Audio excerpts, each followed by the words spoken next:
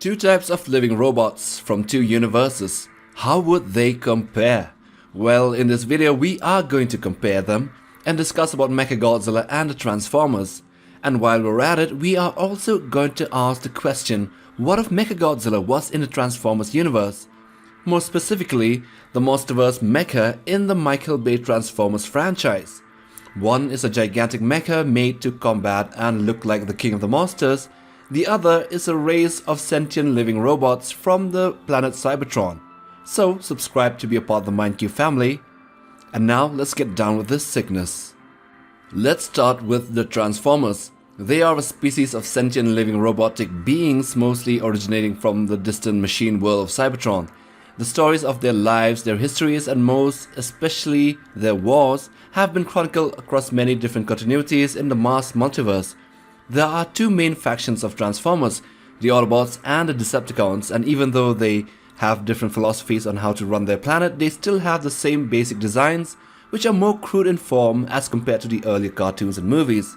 As we are discussing Michael Bay's Transformers, most of them are in the range between 20 to 40 feet tall, with some like the Driller being 1080 feet long, and the Dinobots which are way bigger, and even Dragonstorm which are way bigger than the normal ones.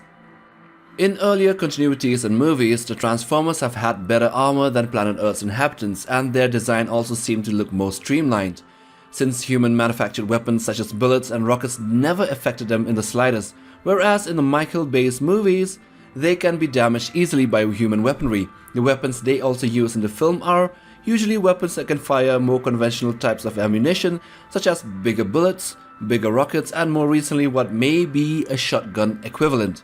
While in every other appearances, the Transformers have primarily used either melee weapons such as axes, morning stars, and swords, or weapons that can fire lasers and other forms of condensed energy projectiles. Now let's go to the other corner. Mechagodzilla from the Monsterverse was a mechanized kaiju created by Apex Cybernetics in order to exterminate every other titan in the world, so that humans would remain as the dominant species on Earth again. However, it would later fall under the influence of Ghidorah and instead sought out to destroy humanity instead of saving it. Like Mechagodzilla's previous incarnations, it is a mecha that bears a strong resemblance to its namesake Godzilla, except it is considerably more thinner than previous incarnations of the character. It is also more skeletal in design and has huge hands that can be clenched to grab and punch. Mechagodzilla is primarily a gunmetal silver color with small hints of black and various red highlights throughout its body. It supports 3 rows of dorsal plates, square shaped and with red lights at each tip that travel from the head to its back and converges into one row that travel down the tail. This mecha is also bigger than Godzilla at maybe 450 feet tall, with a wide range of weapons like the tail with a drill that can pierce even the tough hide of Godzilla himself, and it also has a couple of large hands that are supercharged with plasma that can throw punches that can even stun the king of the monsters. The most powerful weapon, however, is the Proton Scream, a beam that can be shot from the mecha's mouth and can cut through almost anything in sight, even overpowering the mighty atomic breath in a duel. So yes, this mecha brings a whole new level of weapons and powers if it was ever to enter the Transformers universe. And so we will ask this question now, what would happen if it ever does? So let's play this scenario. Mechagodzilla in fact won the fight against Kong and Godzilla in Hong Kong, and there was no way humanity could beat it, and also no other titan was able to challenge it, and instead they somehow created a portal and the mecha was sucked into it. The portal was then a connection into another Earth in another universe. Mechagodzilla then came out of it, and right in the middle of the events of Transformers The Last Night. While the Transformers and humans were in an all-out war, Cybertron had appeared just above the Earth and ready to integrate both worlds, causing an apocalypse of unimaginable scale.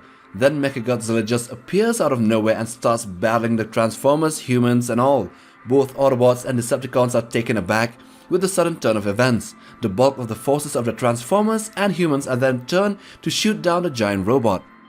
Now, since the weapons of the Transformers are mainly the same as basic conventional weaponry of humans, but on a bigger caliber, they are pretty impressive, with longer range and more explosive power, in the range of the firepower of tanks and fighter jets. But we have also seen tanks and fighter jets fire volley after volley of shells and missiles on Godzilla to no effect at all. So it's the same for the mecha. The weapons of the Transformers would have little to no effect on it. Instead, it just fuels the rage of Ghidorah in the mecha, and it fires its shoulder-based missiles, hitting quite a few of the Transformers, destroying a few and damaging others. Then it charges up the Proton Scream and fires the beam again and again, just tearing apart the rest of the sentient robot fighters, while a few of them are left, those who manage to hide out and get out of the way.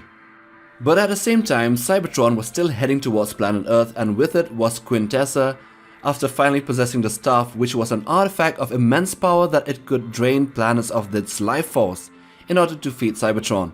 The staff also possesses a myriad of other abilities, giving the user the ability to wield advanced science beyond the comprehension of primitive beings like us humans.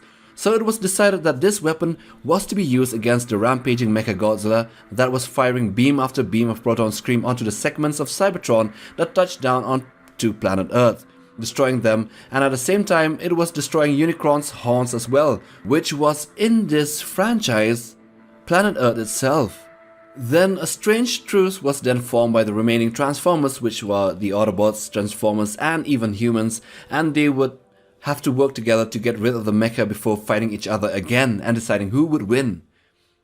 And so from here it could either go two ways. There would be two scenarios. The first scenario, the Transformers somehow manages to get a lot of themselves killed, but one of them, or maybe two, gets to stick the staff where the sun doesn't shine in Mechagodzilla, and therefore draining its life force to replenish Cybertron.